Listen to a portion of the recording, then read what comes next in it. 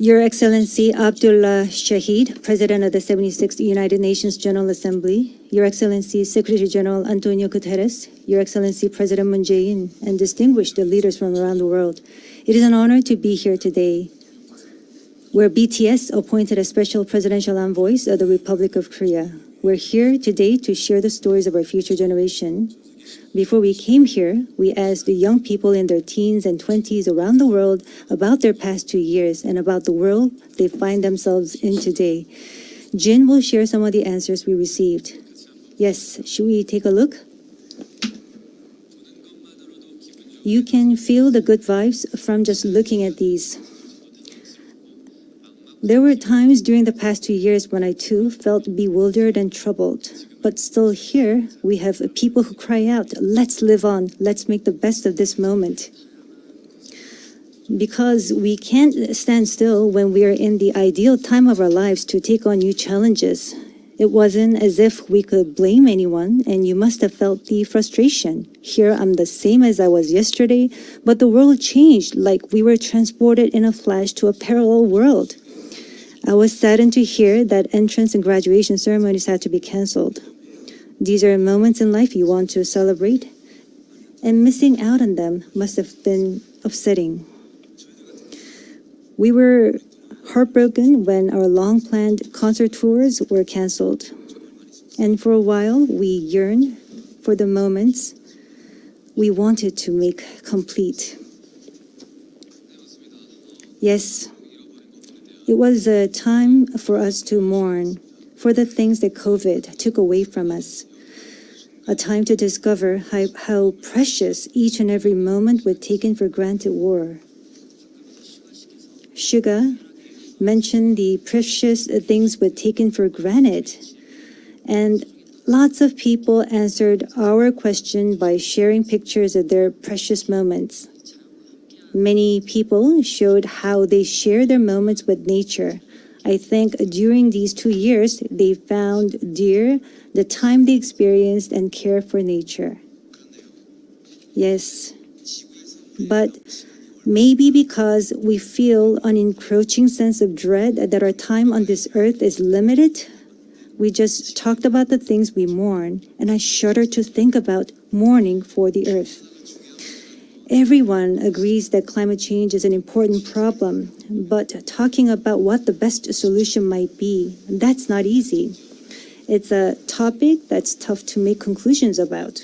Yes, it is a tough discussion, but I learned while preparing for today that there are many young people who have an interest in environmental issues and choose it as their field of study.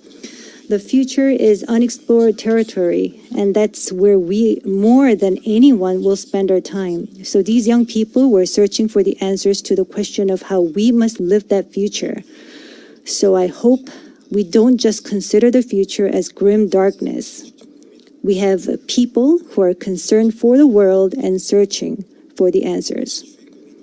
There are still many pages left in the story about us, and I thought we shouldn't talk like the ending's already been written. Of course, sometimes the world seems stuck in place even if you're ready to go. Sometimes it feels like you've lost your way. There was a time when we felt the same way. I've heard that people in their teens and 20s today are being referred to as COVID's lost generation. That they've lost their way at a time when they need the most diverse opportunities and must try new things. But I think it's a stretch to say they're lost just because the paths they tread can't be seen by grown-up eyes. Yes, take a look at these pictures. Here we have many who are trying hard to continue their friendships online in new ways, start learning new things, live healthier lives. I'm sorry, excuse me. 네, 새롭게 공부를 시작하고 더 Yes, these kids are trying to learn new things and trying to figure new things out. They don't look lost. They look like they are finding new courage and taking on new challenges. I think that's why instead of the lost generation, a more appropriate name would be the welcome generation. Because instead of fearing change, this generation says welcome and keeps forging ahead. That's right. If we believe in possibilities and hope, even when the unexpected happens, we will not lose our way but discover new ones. There will be choices we make that may not be perfect, but that does not mean there will be nothing we can do. That's what I think. What is important are the choices we make when we're faced with change, right? Some of you heard the news that we're coming to the UN, and a lot of you were wondering whether we have been vaccinated.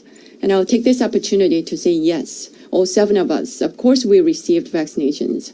The vaccination was a sort of ticket to meeting our fans waiting for us and to being able to stand here before you today. Just like we said in our message today, we too are doing the things that we're able to do right now. Like the vaccinations, efforts are continuously underway to keep this new reality going forward. And I think the day we can meet again face to face is not far away. Until then, I hope we can fill each of our days to the brim with positive energy. We thought the world had stopped, but it continues to move forward. I believe that every choice we make is the beginning of change, not the end. I hope that in this nascent new world, we can all say to each other, welcome. And now, as we look forward to this future, the permission to dance is our message of welcome that we want to share with everyone today.